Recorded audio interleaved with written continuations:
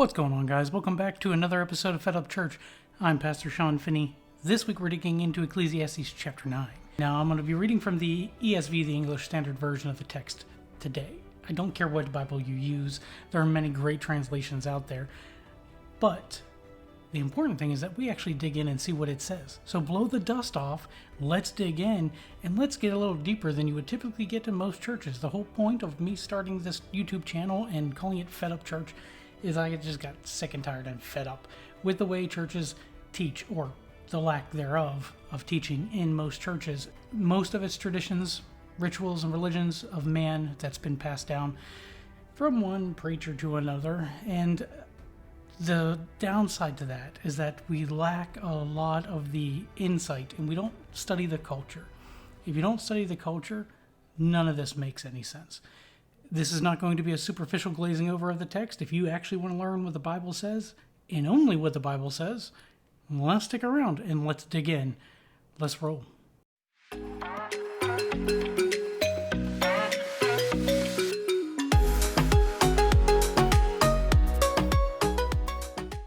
Welcome back. I'm Pastor Sean Finney. This week we're digging into Ecclesiastes Chapter 9. Ecclesiastes, which means preacher. It translates as preacher, or one who addresses an assembly. It was written by Solomon, the wisest man who ever lived, right? That's what they say about him, because he was given the gift of wisdom by God when he asked for a discerning heart to be able to tell the difference between right and wrong to lead God's people. God's answer to that was wisdom. So he was given this God-given gift of wisdom. Doesn't mean he was the smartest man who ever lived, but that he could learn things. Anything he set his mind to learn, he learned, and he could apply it. So he still had to do all the work on his end. He spent a lifetime doing that, pursuing knowledge and doing everything he could. But now we're starting to see, as we go through Ecclesiastes, written towards the end of his life, where we start to see him try to answer the question, does God matter? Not does God exist, he knows that, but does God matter? And what's the point of all of this meaningless life under the sun that we're living if God doesn't matter? So he's been contending with those questions as we go through the first several chapters. Now we're coming towards the end. There's only 12 chapters to this book. We're on chapter 9 this week, and we're going to start to see an interesting turn. The first 5-6 chapters, he didn't mention God hardly at all. And then we got into like chapters 6, 7, and 8, where the answer to the question, does God matter, was absolutely he does, because if he doesn't, then none of this makes any sense.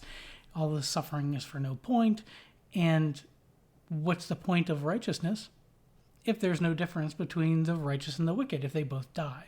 So this week, we're digging into Ecclesiastes chapter 9, and we're going to pick up in verse 1. But all this I laid to heart, examining it all, how the righteous and the wise and their deeds are in the hands of God. How the righteous and the wise and their deeds, they're all in the hand of God. So after all of this, everything he studied up to this point, examining everything from a scientific perspective, and this is something I think we forget often, is when we talk about these Bible characters, or that they're characters, right? We forget that these were actually real people. These are real written accounts. I mean, he wrote Ecclesiastes for us to learn from. But he was a man of science. We still refer back to his work today. The stuff that Solomon did, from like the botanical system of categorizing different plants and things, the man was a man of science. And so he's approaching this from a very cynical kind of perspective, but also from a scientific perspective. Only what I can see and observe with my own eyes, only what I have experienced in my own life, and preaching from that perspective.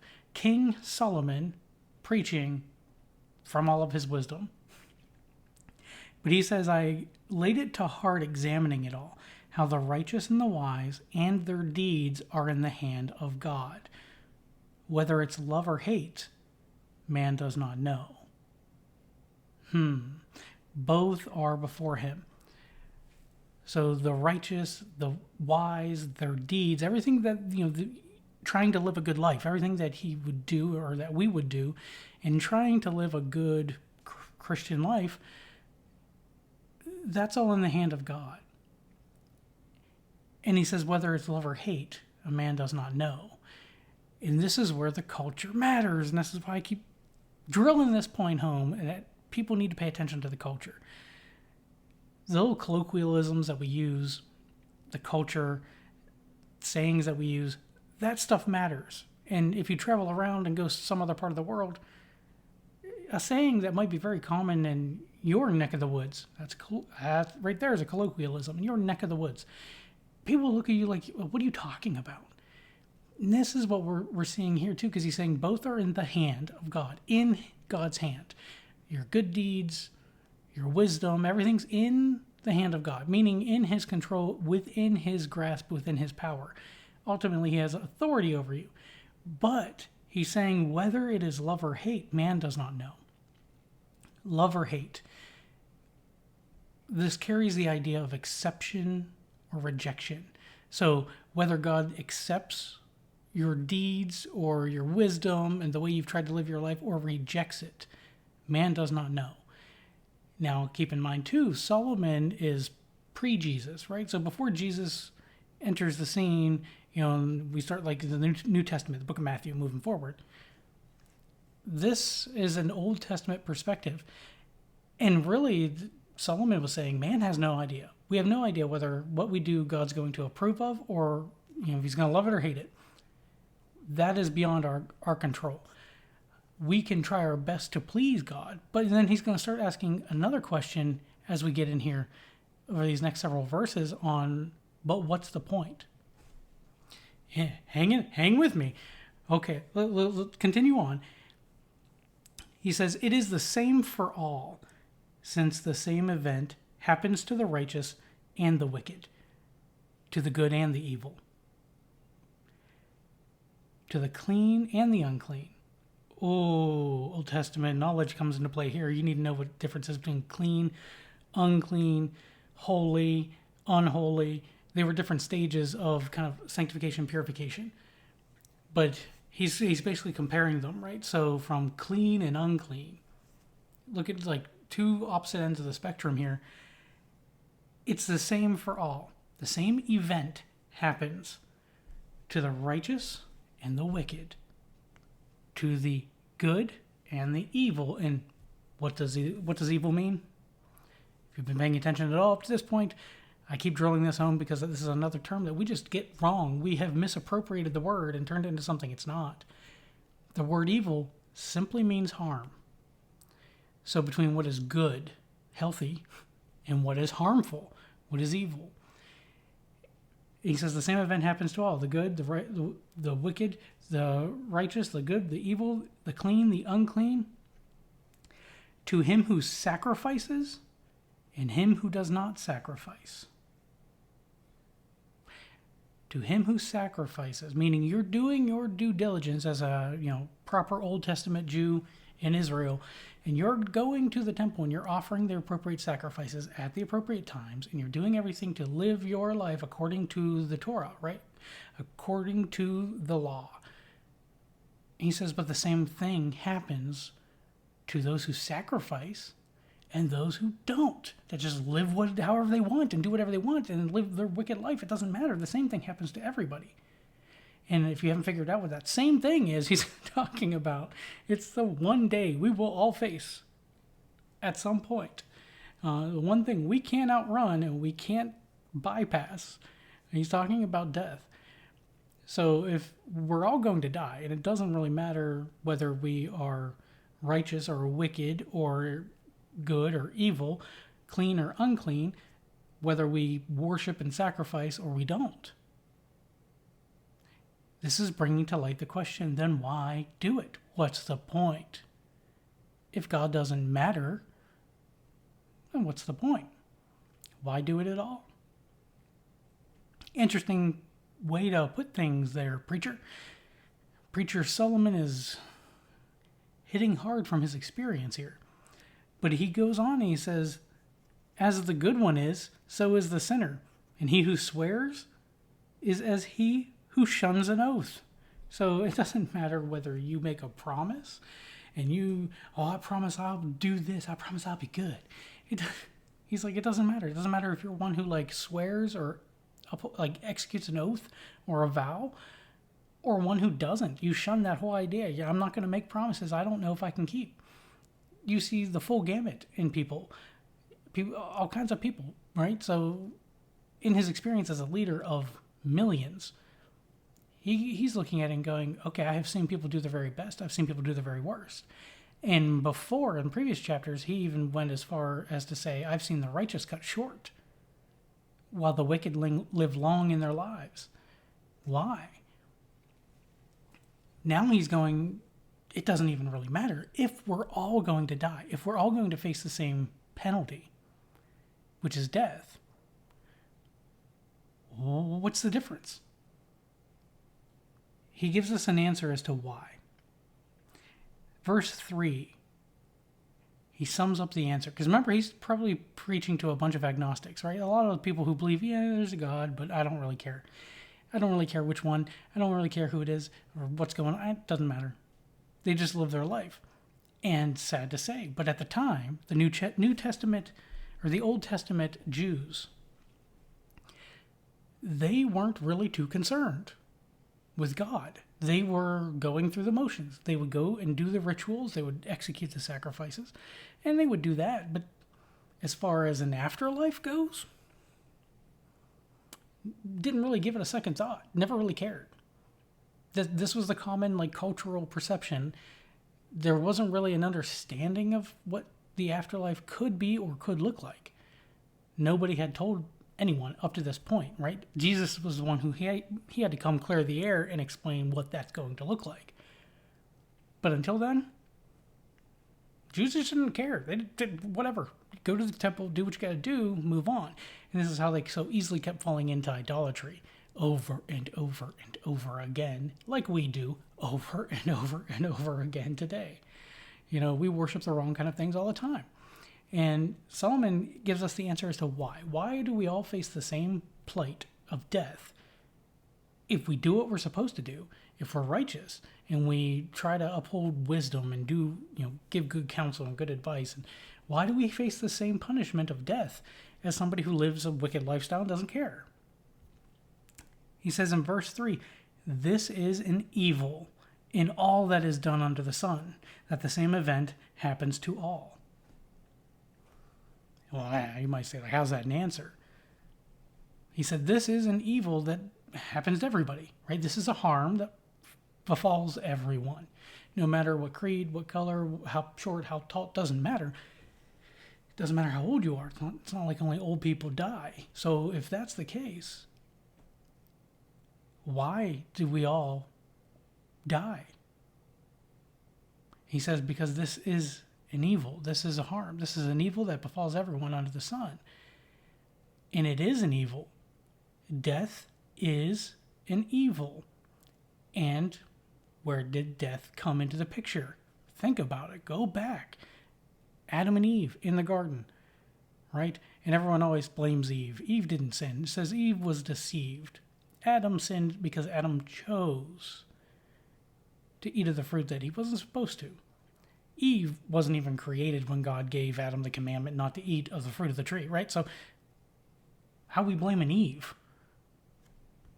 Adam's the one who let his guard down. That was his job, was to guard and keep the garden. So we always blame Eve. Eve gets a bad rep. It wasn't Eve. It was Adam. But Adam sinned. So in Adam sinning, that first disobedience of mankind to their Creator, God punished Adam and every generation after that, right? Because at that point, we had broken the covenant that Adam had. So if we broke that covenant between God and mankind, and we broke everything, even Solomon says this, we screwed it up. Different verbiage. Basically what he says in the previous chapters. I've seen everything. I've come to this conclusion. We're the ones who screwed it up. God didn't. God made everything perfect. Even man, right? He made man and said, this is good. The first thing he said about mankind, that was not good. Literally, first thing in the Bible he said is not good was it's not good that man should be alone. So he made Eve from Adam. But that disobedience, when sin entered the picture, and remember this is another word we throw around in churches, but nobody really explains what sin is. And the easiest way I've heard it explained was it's an archery term. If you're shooting for a bullseye and you hit the bullseye, you hit your mark. Great. But if you're shooting at a target and you miss the bullseye, so instead of hitting here, you hit over here. They measure the distance from where you aimed, where you're supposed to hit, and where you actually hit. And that distance is the sin. Literally is where we derive a lot of it from. We miss the mark on obedience that God has called us to. And we all do that. There's nobody on this planet that's righteous, right? That does not sin. He said that in the previous chapter. There's not a single man on the planet who does right all the time. So if sin entered the picture, the punishment for sin was death. So death came into the picture following the fall of mankind, right? The fall of man, the fall of Adam. Adam, or Adam, means mankind, man. Now, we all face the same punishment, and he's pointing back to the original sin between Adam and God in the Garden of Eden when Adam sinned and disobeyed God. So why does, I've heard this question so many times from people, like, how can you believe in a God when there's, because I'm a neurobiologist by training. So how can you believe in a God when there's so much bad stuff that happens to people? I got a cross necklace on a 17 from my now wife, right? Back then we were dating. I haven't taken it off since. Love that thing. But anyway, they would look at me. I remember being on campus and at a major university, and I just having professors look and go, yeah, this thing here, you're going to need either change that or change your profession, because that doesn't work here. Blows my mind. Like the level of indoctrination. And like I said, it took me years digging into it to really come to terms with all the lies that you learn going through any of the major scientific disciplines when they're talking about evolutionary theory. But it's another series for another time. We'll get into that later. But the point that I'm getting to is that how can, people they claim to be men and women of science, but deny what they see around them. And this is what the psalmist says when he says the heavens declare his handiwork, right? You look around you, and we may try to come up with theories as to how we think it came about by chance, even though that's mathematically impossible, even though there's no evidence to support it. But at the same time, we'll put more faith in no evidence, no understanding, and no explanation than we would in the explanation that's given to us in the account in Genesis. So Solomon, as a man of science, is approaching this from that perspective too. I've had people look at me and ask me that question so many times. How can you believe in a God that allows bad things to happen to good people? My question when I'm asked that is, what's your definition of good? Because according to my definition of good, the Bible's definition of good, there was only ever one good person, and he volunteered for the bad thing that happened to him. So you can't say that everybody's good. They may be good according to your standard, but we all face the same penalty because we're all sinful. That's the nature of mankind at this point. Now, thankfully, we have a way out of that, and we're going to get to that in this chapter that he's going to be pointing forward to. He says in verse 3, he continues on, saying, "This is an evil and all that is done under the sun, that the same event happens to all. Also, the hearts of the children of man are full of evil, full of harm, full of ideas on how to hurt." Isn't that true? Especially men, we have to learn this the hard way a lot of times, on how to not hurt people with the words that we speak, with the tone that we use when it comes to leading our families, our spouses, our relationships, friends, family, it doesn't matter. How many times men, have you heard it's not what you said, but how you said it? The heart of men is full of evil. It's full of wicked ways and just hurtful things. If we all said what was on our mind all the time, we'd be broke, unemployed, and homeless. So it's a learned skill. And sadly, I think it's a skill that's kind of gone. Oh, we stopped teaching our children this, like, in the past generation or so. Because now we see adults with no common respect and decency for each other. And it breaks my heart. There's no reason to be that full of hate. I mean, there's no reason. If you think about it, why is everyone so full of hate and animosity today towards each other, towards your fellow brother, sister, mankind? It doesn't matter. I don't care if you're, black, white, Asian, European, Irish. I don't care. You name the nationality. We all bleed the same. We all suffer the same fate. And that's what Solomon is pointing to here. It doesn't matter what you think separates you. You will face the same event, the same day. And if that's the case, why are we getting so hung up on all the stupid stuff and getting so trivial and so petty with all the arguments back and forth? It makes no sense. Why are we so full of anger, animosity, and hate for one another? And Solomon says the answer is because the hearts of the children of man are full of evil, and madness is in their hearts while they live. And after that, they go to the dead. They go to the dead. What do you mean they go to the dead? This was the understanding of the afterlife.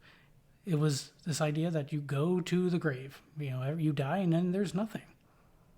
So understand, if the Jewish understanding at the time of the afterlife was you go into Sheol, right, the grave, and you die. And after that, there's nothing. You can understand why Solomon would have a hard time getting through to people that God actually does matter.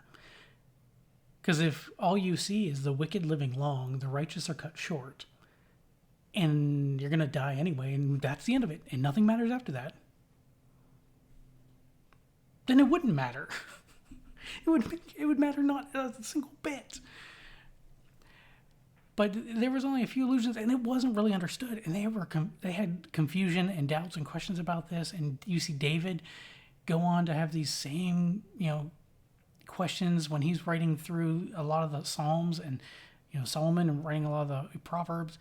They're asking this question about, like, what is Sheol? Like, what's it actually going to be like? Is there an afterlife? Does anything happen after this that matters?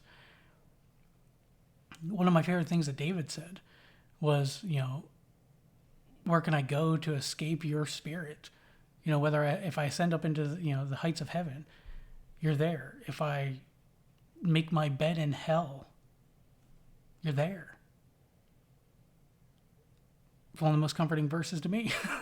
Because whether I'm, trying to work my way up, and you can't work your way up in heaven. Don't get it that way. But whether I'm trying to do what's right, trying to walk a godly Christian walk, or whether I literally make my own bed in hell, God's going to be right there with me. Because he's the God of all creation, including hell, which is a creation of his. But it was never meant for you, right? It was never meant for me. It was meant for the devil and his angels, the ones that rebelled against God. But they had theories at the time about Sheol, what we would translate in the New Testament a few times as hell. Also, Gehenna was translated as hell. Hades, hell, right? So in King James English, it was hell. But they were different. And they had different levels to them. The Jewish understanding of Sheol, or the grave, the pit, the underworld, was this idea that there was multiple levels to it. In the very bottom level, and I'm not talking like Dante's Inferno, kind of like 7 levels of hell or whatever, but it was like the bottom compartment was reserved for evil angels that had rebelled against God, and they were punished there. And then it kind of was different compartments, and then they would kind of go on to say, like, one of them's like Abraham's bosom or paradise.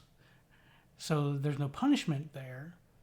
because God remembers his people. And you'll see these verses through the Old Testament where they're talking about God remembers his people, Israel, even in paradise, even in, Abraham's bosom. And it's referring to Sheol. And they'll mention that several times. Their understanding of it was lacking because no one had come to explain it. So he says that, but he who is joined. So after that, they go to the dead. But he who is joined with all the living has hope. For a living dog is better than a dead lion. Yeah, okay. What Solomon's saying makes sense. That he who is joined with the living has hope, right? Because after you die, there's no hope. You can't change anything after the fact. But there's still hope while you're joined to the living. And he makes this reference to a living dog is better than a dead lion, which reminded me of a situation that we see Jesus in when him and his disciples are traveling. And there's a woman that is constantly coming up and asking Jesus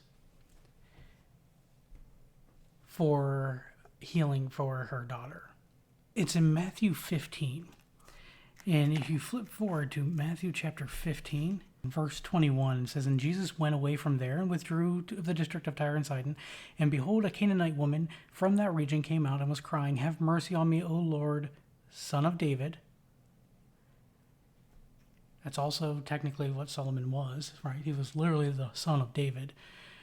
But as a descendant of David, Jesus was, as he went by this title, Son of David. My daughter is severely oppressed by demons. The ESV. The KJV says that she's sorely vexed with a devil.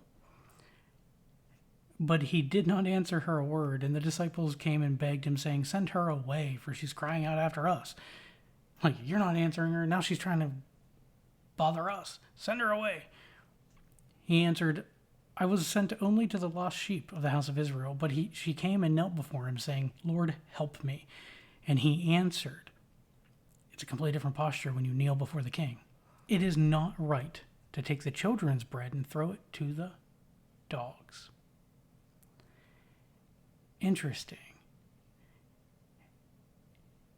Verse 27, she said, Yes, Lord, yet even the dogs eat the crumbs that fall from their master's table. It's a different posture when you kneel before the king. Identify that he is the master and Lord of all. In your petition that you bring before him, keep in mind this is a Canaanite woman speaking to a male Jew. There are so many different societal boundaries and barriers that she just barreled through, did not care, just recklessly broke through to get to the feet of Jesus to ask for her daughter to be healed. And that's a parent's love right there. It's a perfect example. And at first, she's not getting what she wants. She's not getting the answer she wants.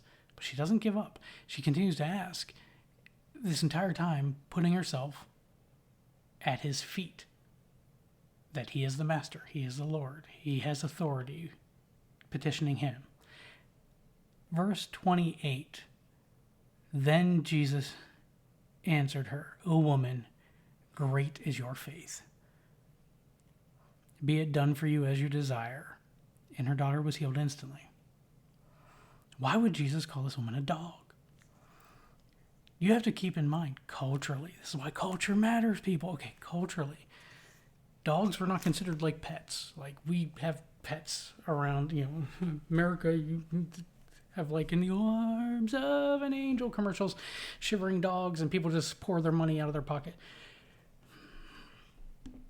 Dogs were considered the scavengers. They were the vultures of the area. They were on the streets. Nobody cared.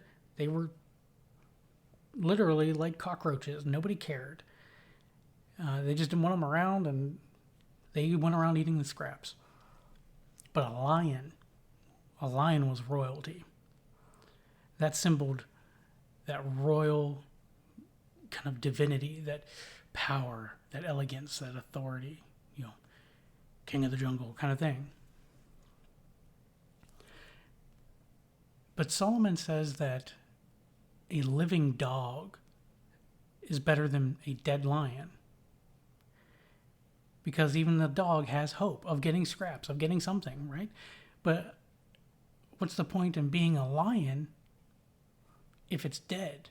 It can't do anything. It can't help. It can't hurt. It's useless. It's dead. So even when, there are days where you feel like a lion, there are days when you feel like a dog. And Solomon's saying, as long as you're a living dog, you still have hope. There's still hope. Because if you're joined to the living, there's hope. Now, I say that to say this. How was Jesus treated when he came the first time? He was treated with less compassion than they treat the dogs on the street. I mean, they at least leave the dogs alone. They actively hunted and persecuted and butchered and executed him. He was treated with less compassion than the dogs. The first time he came, meek and lowly, right? Like a lamb, a sacrificial lamb. But if you read in the book of Revelation how he's going to return, there's a reason they call him the Lion of the tribe of Judah. It won't be so meek and lowly when he returns. Because when he returns to execute judgment on everything and everybody, his righteous judgment, that will be a terrifying day for a lot of people. And that's what Solomon's bringing us back to, is it's better to be joined to the living, even if you're living like a dog, than to be a dead lion. And I think that Solomon has two different meanings for this. Like, yeah, literally, he's giving them the metaphor. But think of it this way, too. A lion, how many people you know that are lions of society? Powerful men, powerful women, people way up on the food chain. But they have no care or regard whatsoever for God or anything after, the afterlife. And you ask them about it, I don't want to think about it. I don't want to have anything to do with that. It's depressing. I don't want to think about it. Even more so, I would say churches. A lot of churches, I see this.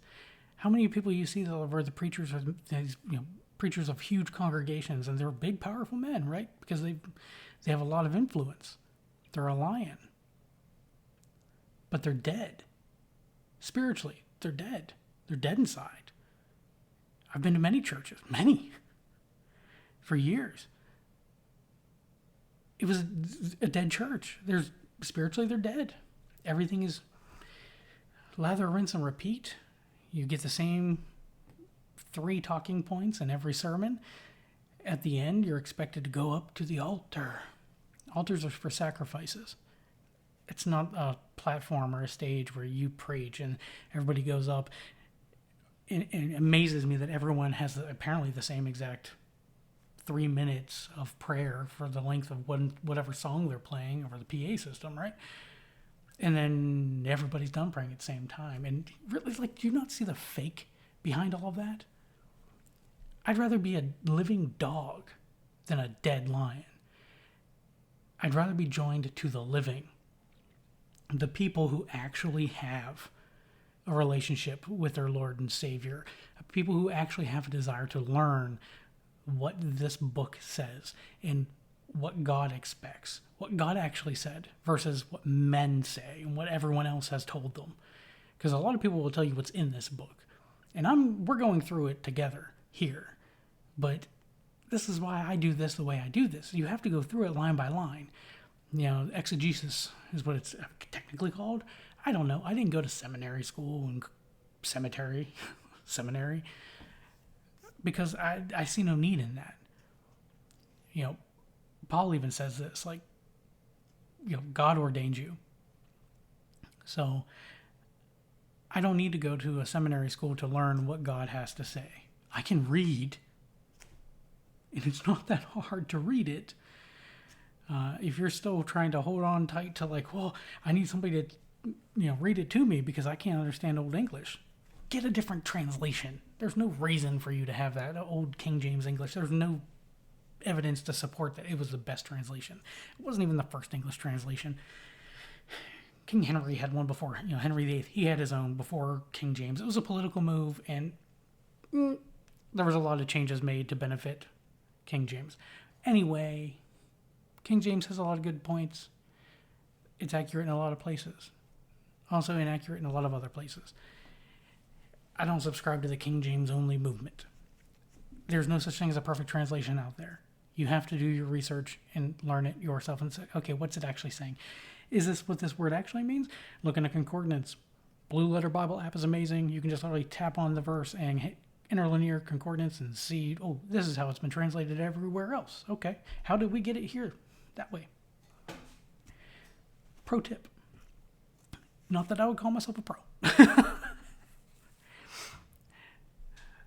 Anyway, I would rather be joined to the living. People who actually want to learn and study and understand and build a real relationship with God rather than build rituals and habits and long prayers.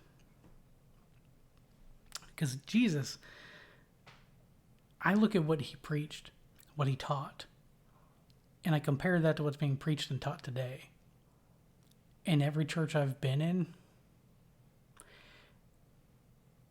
I don't think they would let Jesus preach in them.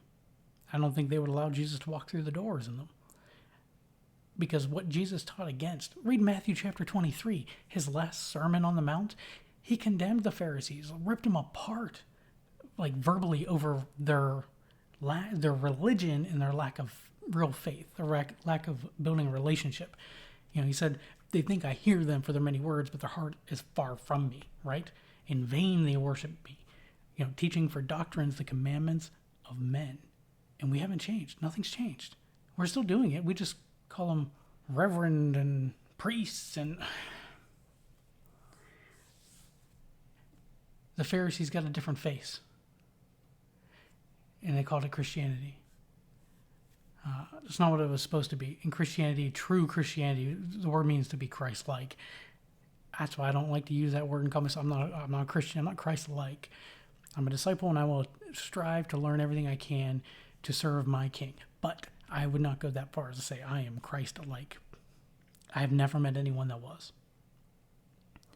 So Solomon's going on saying that for the living know that they will die, but the dead know nothing. And I think that's true too.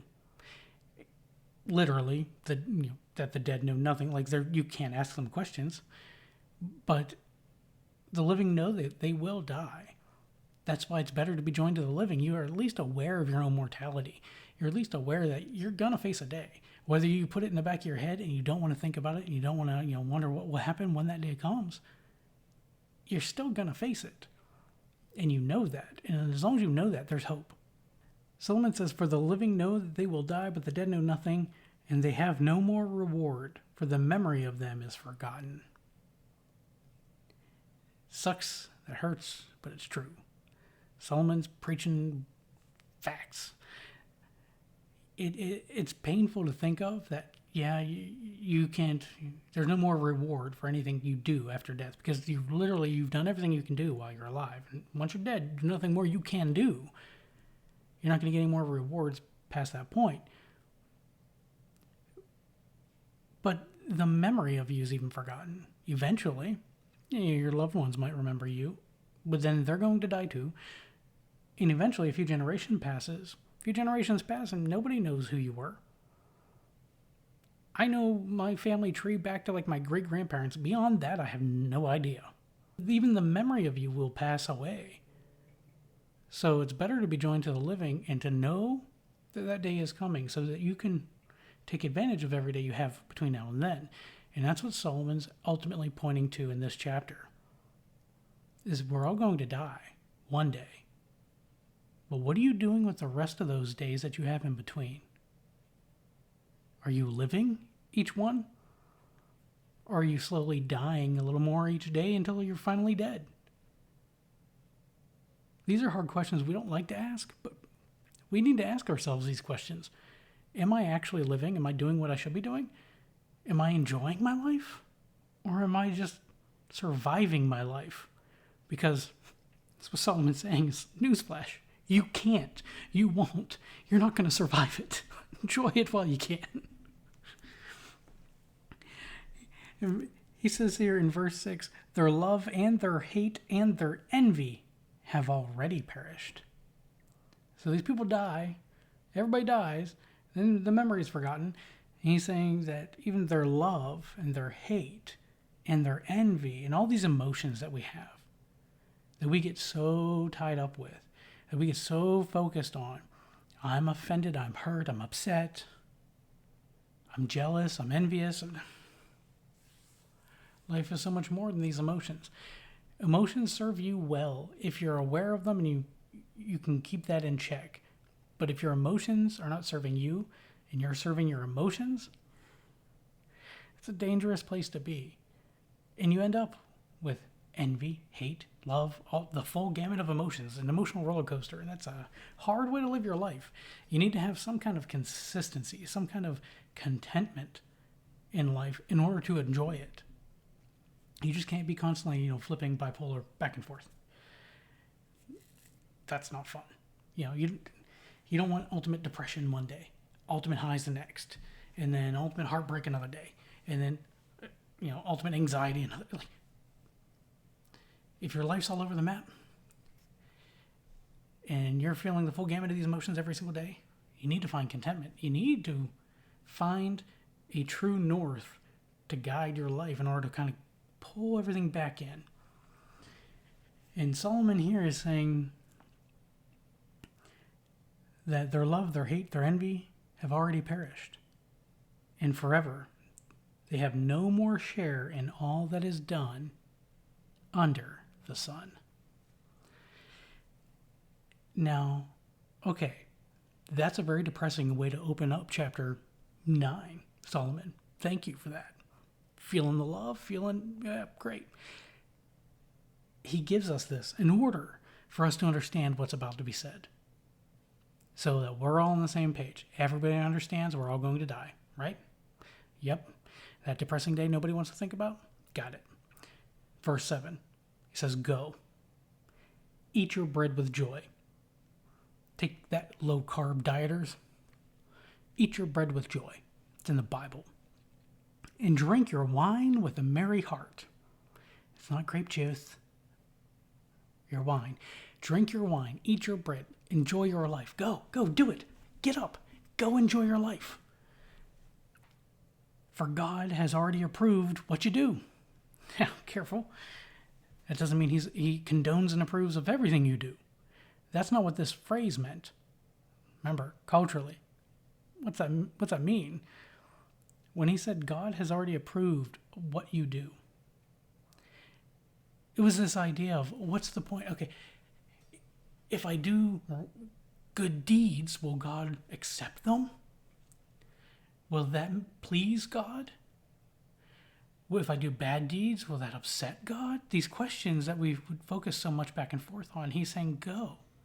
Enjoy your life. Live your life. Because God has already accepted what you do. And at the time, for Solomon to say that to his audience at the time would have been borderline blasphemy, right? Because that was very much a you have to earn your way to heaven kind of mentality back then, because you did until Jesus came and offered that final sacrifice, right? He born sinless, lived sinless. He's the only one who's ever conquered death. He offered himself as that sacrifice once and for all to pay the penalty of sin for all of mankind, past, present, and future. Now, Solomon's looking forward to this. They knew of a Messiah that would come. They had that in the prophecies. But He's looking forward. He said, go enjoy your life. Don't take it too seriously. You're not going to get out alive, right? Go enjoy your life. Eat your bread, be glad, drink your wine with a merry heart. Enjoy your life, because God has already approved, already accepted who you are. Who you are, right? He's already approved what you do, and what you do is an extension of who you are. So God's already approved it, and by approve it literally means accepted it. I'm not saying that God tolerates sin and that God accepts that. No.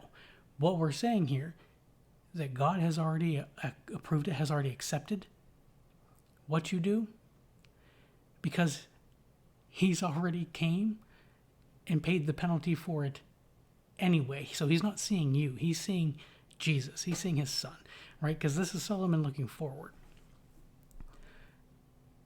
And then I get this, I brought this question up a few times in church, and it amazes me the responses you'll get to it. I asked the question, when they're really pushing, like, you need to do this, you need to do that, you need to, serve on this thing on Saturday, you need to be here on Tuesday, and be here on Wednesday, and be here on, Sunday, all 3 times. And you have to. It's biblical. It's not in the Bible at all. People say, forsake not the assembling of thyself together as a manner some is, even the more so as you see the day approaching. I've heard it quoted so many times, I can quote it. That's not what it means. I actually did some research into that. That's not what it means at all. Again, taking things out of context, people. I asked the question, like, why? Same way that Solomon is, a man of science too. Why? Why do I have to do all of these things? If Jesus paid the price, and I'm putting my faith and trust in him to get me to heaven, because I know I can't. There's nothing I can do. I can't earn my way there. That is very clear in the scriptures. You can't earn your way into heaven. Then why am I having to do all of these check the boxes, rituals, and religion? Because that's what I see Jesus preaching against is religion, and it seems like what you're really pushing is religion. So, why? And the blasphemy, vitriol looks I would get. I'd take it a step further. Do you think that somebody who puts their faith in Jesus alone and does none of those things, compared to yourself who's doing all of these things, do you think that you are loved more by God than that person? How about the murderer that murders somebody? Like, do you think God loves you more than he loves that person because you did these things? And they wouldn't know what to say. Because now it's like they're... God loves God loves everybody, and your sin may be different, but it's still sin. So, careful when you're pushing religion and rituals over relationship with Christ. That's dangerous. But he goes on here saying, go, eat your bread with joy, drink your wine with a merry heart. For God has already approved what you do. Let your garments be always white. Now this is Solomon calling you to be righteous, right?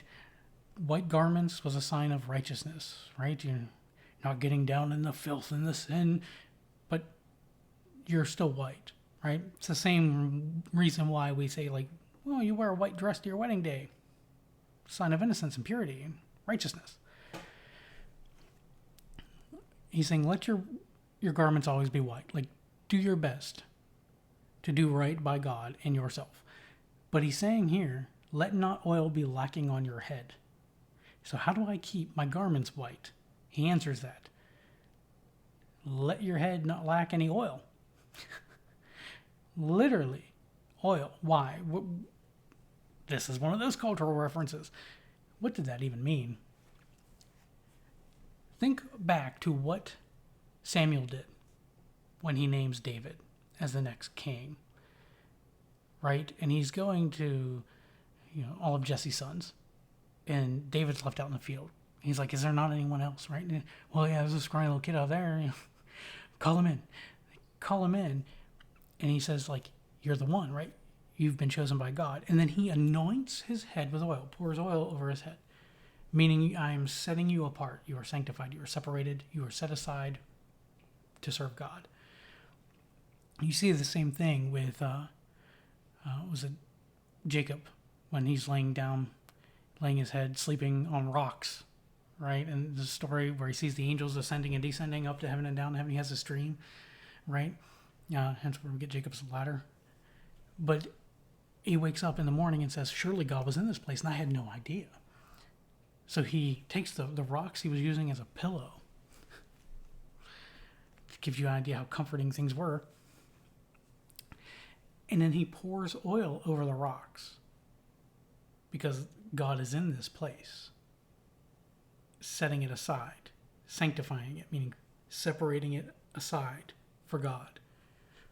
So how do we keep our garments white and righteous? In other words, how do we live right? He says, let your head not lack any oil. Keep oil, which was symbolic of the Holy Spirit. He's saying, keep that poured on. And it was also, think where they're at. They're in the middle of the desert. Man, it's the Middle East. Palestine area. Israel, come on. White garments were a comfort because they were cooler in a desert than dark-colored garments, right? Pouring oil over your head was a comfort because it kept the skin moist from being dried and parched in the middle of a desert. So all of this stuff is practical, but not only is it practical, there's a lot of symbolism behind it.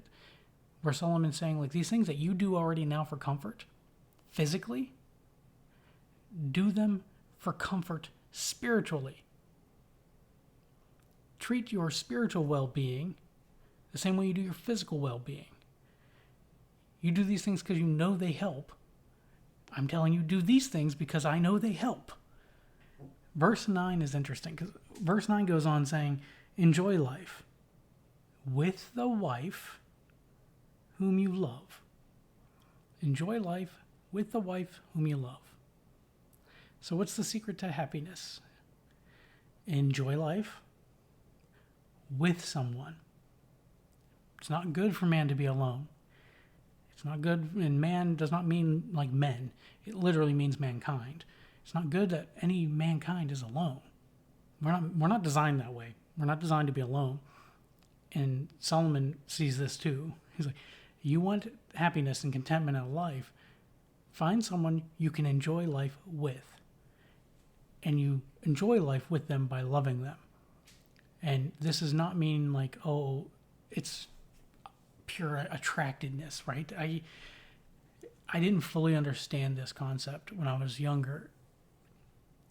My parents would tell me that, like, oh, you don't love each other. You just that's lust. That's attracted. You're attracted to each other. That's not love. You don't know what love is. No, I love her, and I did. At least I thought I did. But it was over time, as you grow together, that you learn what love means, and that love requires sacrifice. It must cost something. It's not love if there's no sacrifice. You prove that you love someone by sacrificing for them, sacrificing at your own expense for them, by investing yourself in them. That's how you show you love them. That's how Jesus showed he loved us, right? He sacrificed for us. Greater love hath no man than this, and then he laid down his life for a friend. So that's love. So enjoy life with the wife whom you love all the days of your vain life. And that's thanks, Solomon. Meaningless life, useless life. No, the Hebrew word hebel, Hebel, right? Hebel. It meant like a vapor or a breath. So he's saying enjoy your life with somebody whom you love. A lifelong commitment, right? Marriage is a lifelong commitment. And if you really want to have a happy life, it's a lifelong commitment. Enjoy life with them. All of these vain, or these days of your life, like a vapor, like a breath, and it's gone because it passes so quickly. Enjoy all the days of your vain life that he has given you under the sun because that is your portion in life, and in your toil at which you toil under the sun. So not only are we called to love our wives or our spouses, right, all the days of our life, because they pass away so quickly. The days that God has given you pass like a vapor, and then it's gone. He's saying enjoy life with that person, love them, but that is your portion. Why? Because that is your portion. That is what God has granted for you to enjoy. Marriage was a gift to us for our enjoyment. Now, there's this idea, and a lot of Christians believe I can't have fun. I can't enjoy things, right? I have like suffering for Jesus. I never understood that. That's not biblical. Everything that God gives you, if you find enjoyment in that, and there's no command against it, enjoy it. There's no problem in enjoying that. Jesus said, I come that you may have life and have it more abundantly, not more redundantly. Enjoy your life. I came so that you can enjoy your life. There's no point in suffering for Jesus. That's not biblical.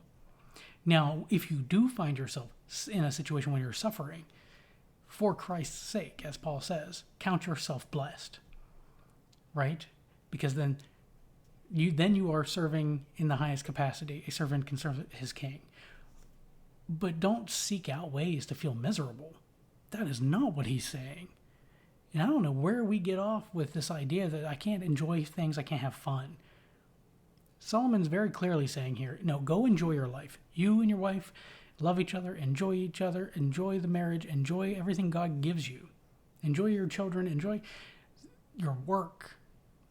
This is your portion of what God has granted to you. It's a gift. All of it. Somebody to spend your life with is a gift of God. He said it multiple times that the work you do is a gift of God. If all these are gifts of God, I mean, how would you feel? Think about it this way. If you have kids, if you have any of you have kids out there, think about it this way. Christmas morning, you're giving gifts, and you hand a new whatever. I don't know what the new thing is, a new Xbox, whatever, to your kid. Because you want them to enjoy that. You got that for them. You sacrifice so that you can give that to them to show, I love you, this is why I got you this. I want you to get enjoyment out of this. And they go, oh, thanks, Dad. Thank you, Father. But I really feel guilty enjoying this, so I'm not going to. So what? That would make me angry. But we do the same thing to God, right? God gives us something for us to enjoy. As a father, that's why we call him Father. As a father to his children, and we go like, nope, because I want to show that I love you, I'm not going to enjoy that. I'm going to suffer. That makes no sense. So, if someone has told you along the way that you have to suffer, and you can't have fun, and you can't enjoy life as a Christian, don't listen to them, because they don't know what it means. They obviously aren't. Verse 10, he goes on saying, whatever your hand finds to do, do it with your might. This idea, do it with all your might. Whatever your hand finds to do, whatever you set your hands to working at, do it with all your might. For there is no work or thought or knowledge or wisdom in Sheol, to which you are going. Again, New Testament, we will translate Sheol differently. We'll translate it as Hades and hell and everything. Sheol meant grave, pit, abyss, vast darkness and emptiness. That's what it meant. Their idea of what happened after you die was you went into the ground, into the grave, and then you went to the underworld, which was darkness and just nothingness. It was nothing until God called you out of that or something changed, right? They didn't really know. But one thing is for sure, we will all go to the grave. That's the one thing they knew. So your imagination kind of kicked in and they went, well, they go into the grave and then they must go somewhere. Dig them up years later, not there. So they went somewhere. So Sheol means grave. He says, whatever your hands find to do, do it with all your might. There's no work or thought or knowledge or wisdom in Sheol, right? In death, in the grave, where you're going. So the question is, if we all know we're going to die, and once that happens, you can't work, you can't play, you can't have fun, you can't think, you can't do anything like you do under the sun, then are you living each day to its fullest? Are you living each day between now and the day of your death? Or are you dying slowly along the way? Live your life. Literally, he says, go, right? Go. Enjoy life. Get up and go. Get out of your own thoughts and depressions and anxieties and stresses and get up and go. Go enjoy life. He continues on here, saying in verse 11, again I saw that under the sun the race is not to the swift, nor the battle to the strong, nor bread to the wise, nor riches to the intelligent, nor favor to those with knowledge. What? You mean all that means nothing? He says time and chance, however. Time and chance happen to them all. The race isn't always to the swift, right? Sometimes you just get lucky. It's not always the smartest people who make the breakthroughs. Sometimes you just get lucky. It's not always going to be the intelligent that get rich. Sometimes you're just in the right place at the right time. He says time and chance. That's the one thing you can count on. Time and chance happen to everybody.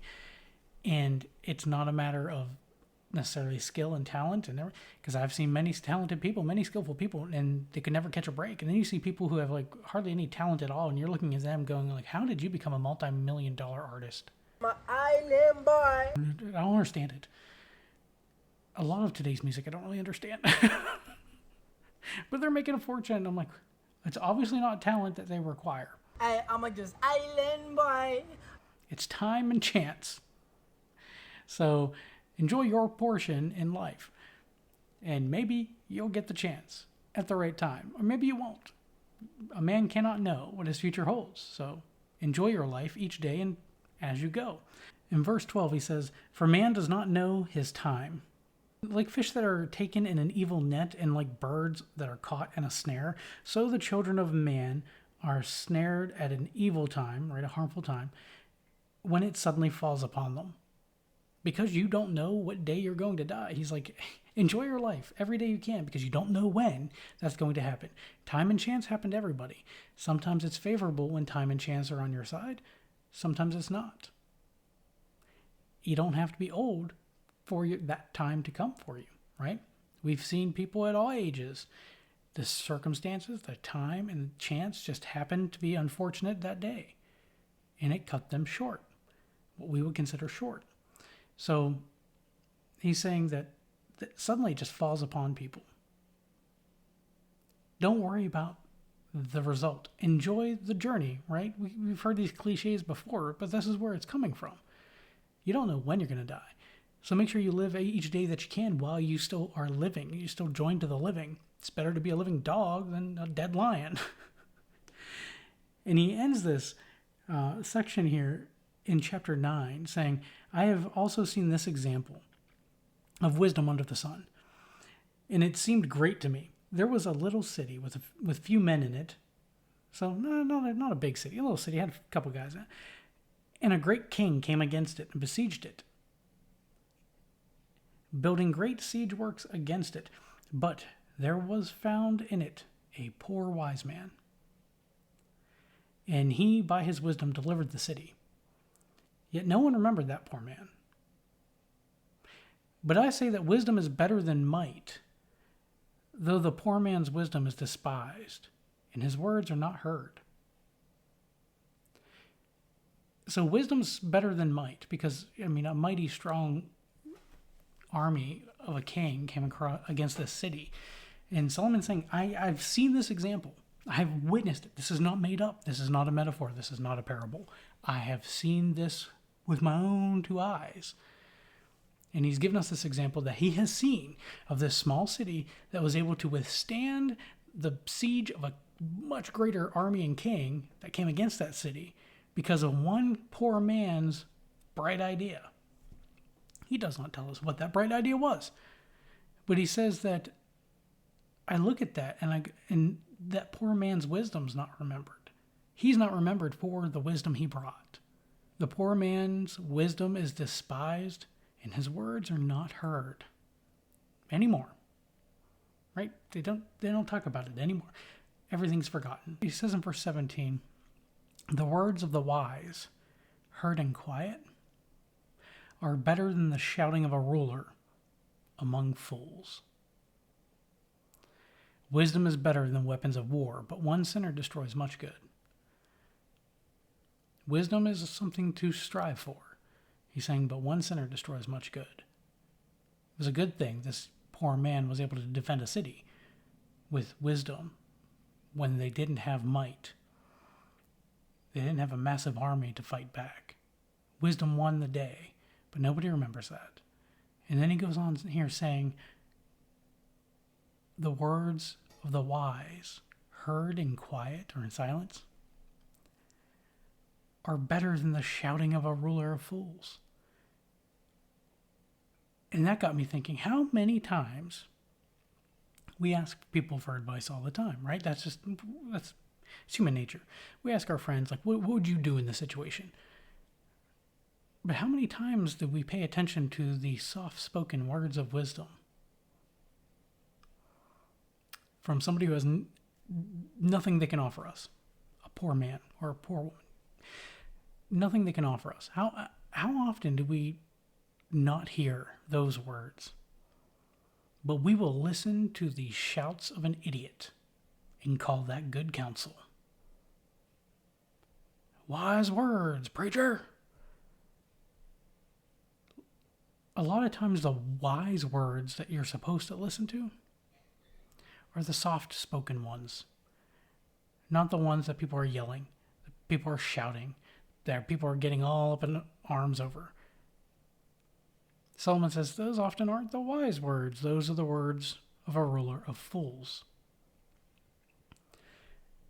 Follow wise counsel and wise advice, and don't be so quick to dismiss it when it doesn't shout from the rooftops. If it's true, there's no need to shout it. I have found that people who shout things and argue things loud, when people start getting louder, it's because they know their idea has no merit. There was some kind of, was it like an old Chinese proverb I stumbled across one time, and it was like, he who shouts first, his idea has given out. It's like, yeah, that's valid, that's true. Deal with people like that all the time, but who are you listening to? And that's what I would challenge you to this week, is to focus on whose voice are you listening to?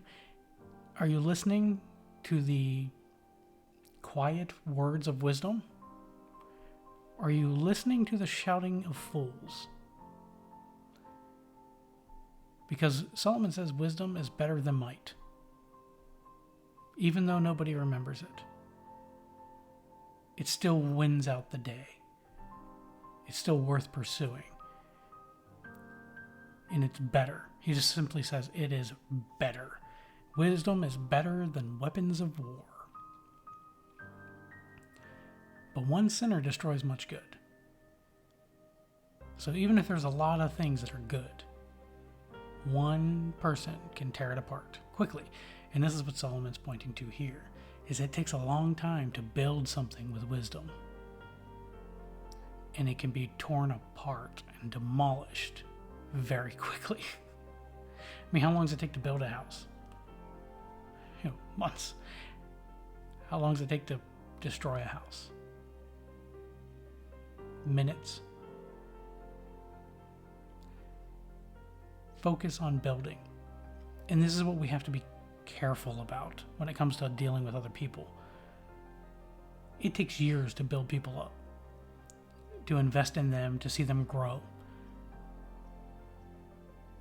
It takes minutes for somebody to rip that apart and cause years of damage and years of regression.